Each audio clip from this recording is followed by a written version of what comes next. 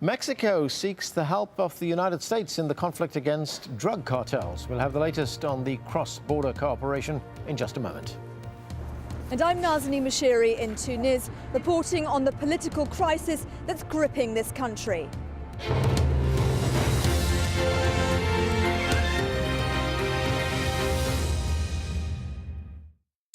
As the hot spell extends across the Gulf, we'll still make sure you feel refreshed.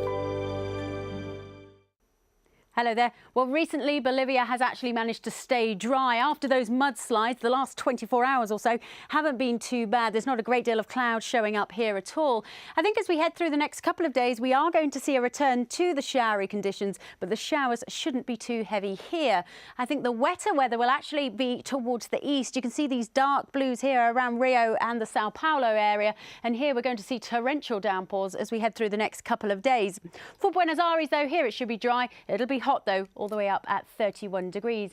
Now, recently, for Cape Town, it's been pretty hot here as well, but things are all going to change for us as we head through the next few days. More clouds going to be bubbling up here, and some heavy thundery downpours are likely, particularly late on during the day. Meanwhile, further north, we've got our usual rash of showers here, stretching from Angola all the way across towards Madagascar. And Madagascar and Mozambique are going to be seeing some of the heaviest showers here. Now, a bit further north, and here in Doha, our weather's not too humid at the moment, but it certainly is blustery, and it's going to be another windy one as we head through Thursday. A top temperature then of 24 degrees, but there will be a certain amount of haze around and cloud as well, and that cloud thickens up as it works its way across Pakistan and towards the northern parts of India, where we're seeing quite a bit of snow. Qatar Airways, world's 5-star airline. On the next Riz Khan Show, world-renowned feminist Eve Ensler explains her latest project to empower the numerous victims of sexual violence in the Democratic Republic of Congo. Riz Khan, at this time on Al Jazeera. From local traders to international finance, it's commerce that makes the world go round. For global companies and developing markets, communication is the currency. And information is the most valuable commodity. Counting the cost at this time on Al Jazeera.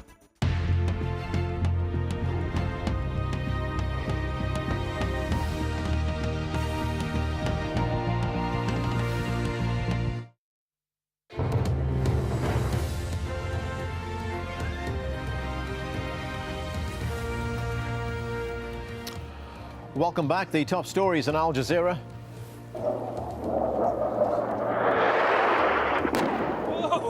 There's been heavy fighting in the Libyan town of Brega. The area was attacked by pro-Gaddafi forces in a major counter-offensive to retake lost territory. But Gaddafi's troops were apparently unable to wrestle control of the oil port from opposition fighters. The U.S. Army has filed an additional 22 counts against Bradley Manning. The soldier already faces 12 charges in connection with providing thousands of classified government documents to the WikiLeaks website. And 2 U.S. airmen were killed and another 2 servicemen injured when a man armed with a handgun attacked a bus carrying the troops at Frankfurt Airport in Germany. German police have arrested a 21-year-old from Kosovo.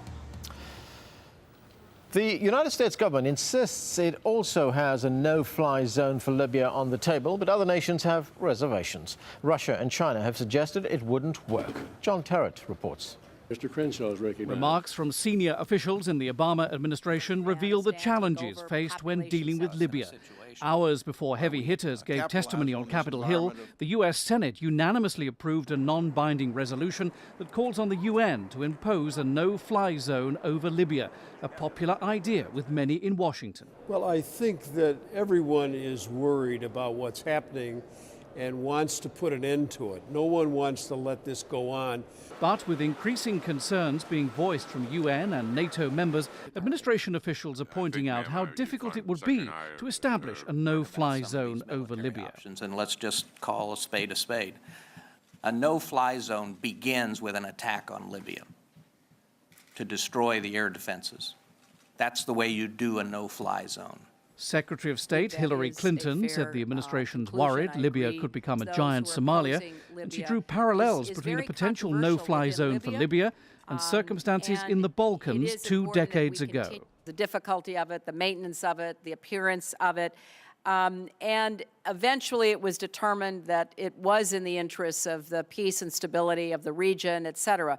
At Wednesday's White House briefing, Libya was third on the agenda behind the shootings of U.S. service personnel in Germany and domestic budget issues.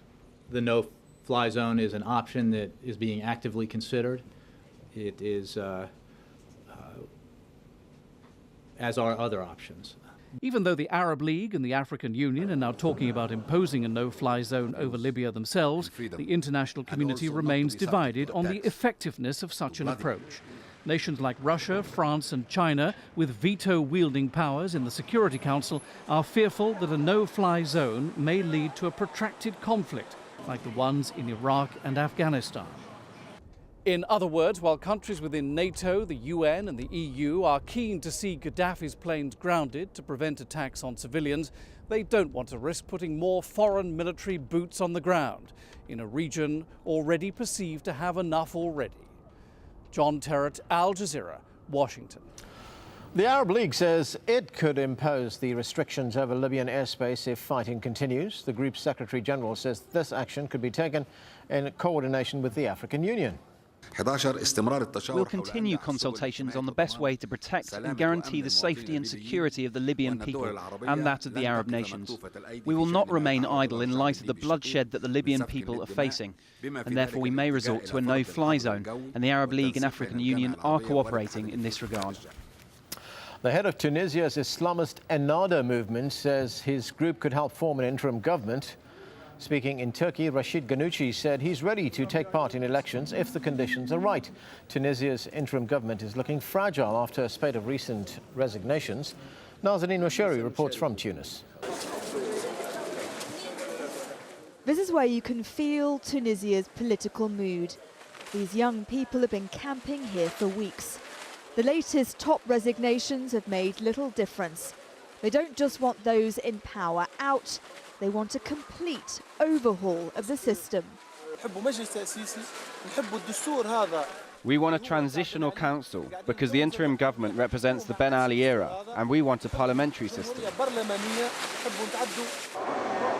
The people say they are not responsible for these violent scenes from the weekend. A group called Takriz, which means anger, has claimed responsibility and is promising more trouble. All of this has left Tunisia's interim government very weak. One party that could play a role is Ennahda, an Islamist movement legalized for the first time in 20 years. Its exiled leader, Rashid Ghannouchi, could be a real political player. Ennahda is the most structured party and has the largest network of people. But Ennahda, like all the parties here, does not have a political program. A key date for all involved is March 15th. That's when the caretaker president's term ends. If he stays, it makes Tunisia's constitution null and void. If he goes, then the army will have to step in. Tunisians have got used to seeing army out on the streets. It's soldiers, not police, who maintain security here.